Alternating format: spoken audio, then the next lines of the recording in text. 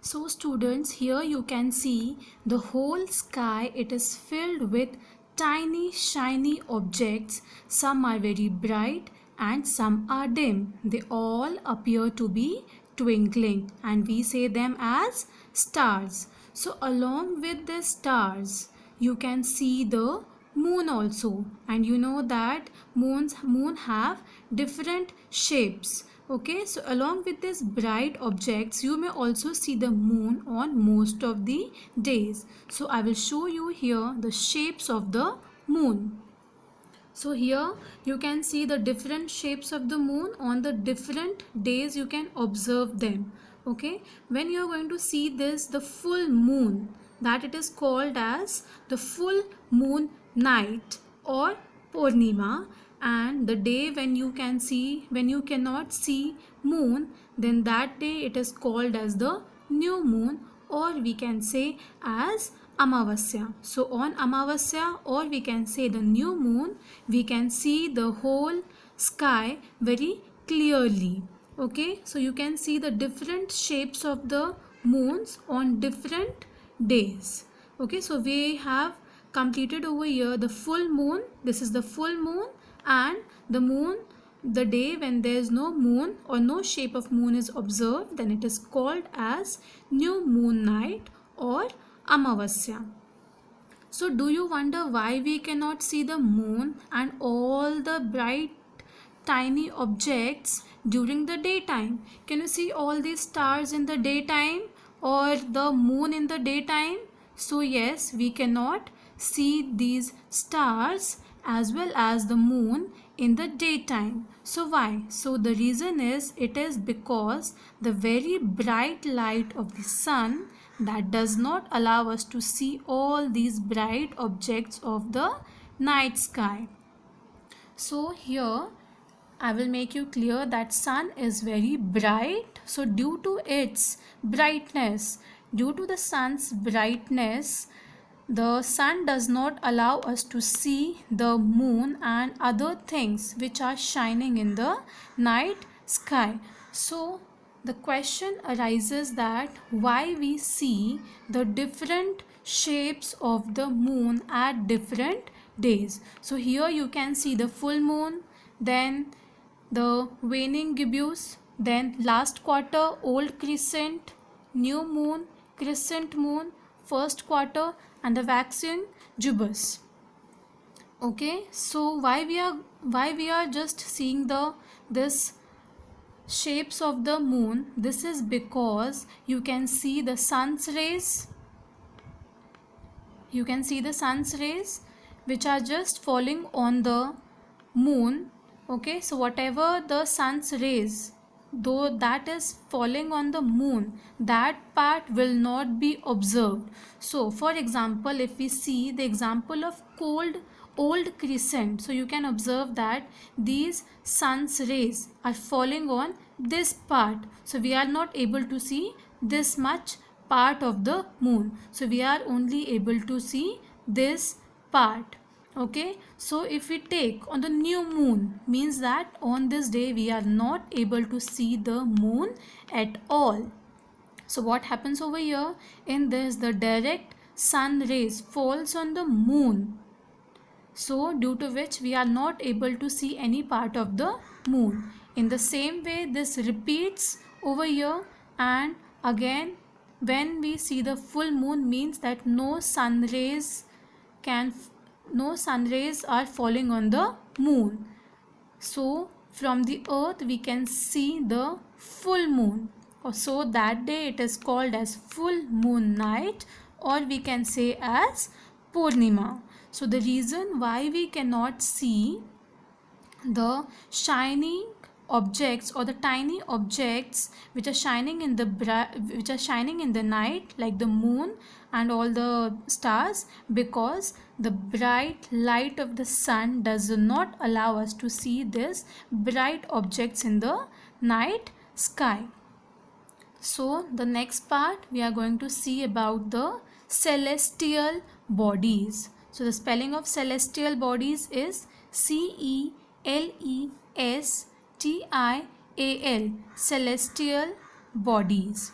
Okay, so what is the meaning of celestial bodies? So the sun, the moon, and all those objects whatever are shining in the night sky are called as celestial bodies. Okay, so the sun, including the moon, and all those objects which are shining in the night sky. So you know that the stars are also shining in the night sky. You can see the moon and other things. These all are called as the celestial bodies.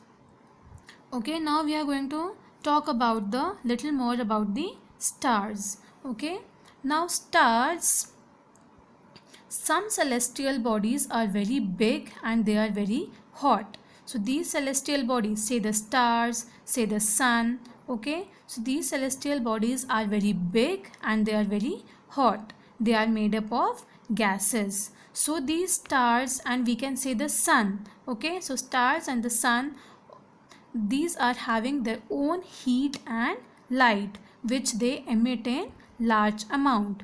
These celestial bodies are called stars. So simply we can say that stars are the celestial bodies which have their own heat and light. So these celestial bodies are called as stars. So moving on to the next topic, that is the constellation. Okay, so the next part of the chapter, it is constellation. You can write down the spelling: CONSTLLATIONS, constellations. So here is one example of constellation. So you can see the various pattern. Okay, it is the various patterns which are formed by the different group of stars. So here it is the example of constellation. So it is called as the Big Bear, or we can say it as Ursa Major, URSAMAJOR, Ursa Major, or we can say this as Big Bear. It is one of example of constellation. So can you see it is making just one pattern? So this pattern, it is looking like a bear, a big bear. So this, it is a pattern which is formed by the different group of stars. So these are the group of stars and they are forming this pattern. So this pattern, it is called as the constellation. So constellation, it is the various patterns formed by the different groups of the stars. It is called as the constellation. So one more example I would like to give you of the constellation. It is the Saptarishi. Okay, so Saptarishi means the 7 stars. So can you see 1, 2, 3, 4, 5, 6 and 7. These group of stars forming a pattern, it is called as a constellation, and the name of this constellation, it is the Saptarishi. Sapta means 7 and Rishi means sages. So these group of 7 stars, it is called as the Saptarishi. So sometimes even for fun, you may have observed in the sky, in the night sky, that some the pattern of stars are making some pattern of some animal or something which you can, it is an imaginary thing you can see, like the crown you can see, like you can see the shape of a shoes or the butterfly. These are the just imaginary. So just the observed constellation is the Big Bear. So these are the patterns formed by the group of stars. So it is appearing like it is a bear. So we have given this name as the Big Bear, or another name, it is the Ursa Major. So I have given the another example also, that is the Saptarishi. So Saptarishi, it is having the 7 stars, 7 group of stars. Okay, so it is forming the Saptarishi constellation. So you have also studied that the North Star, which we call as the pole star. Okay, in the ancient time, people used to determine direction during the night with the help of this star. So this star, it is called as the North Star. Why North Star? Because the North Star indicates the north direction. It is also called as the pole star. So this star always remain in the same position in the sky. So if you want to observe this North Star, so you can take the help of the Saptarishi. Okay, so first find out, if you want to just look for the North Star or the pole star, you just find out the Saptarishi. When you have found the Saptarishi, the two star, these are called as the pointer stars. So through this, when you are going to see the straight this, so you can observe the North Star. Okay, this is the North Star. So these, it is all about the stars. So slowly we will move on to the next part of our chapter, that is the solar system.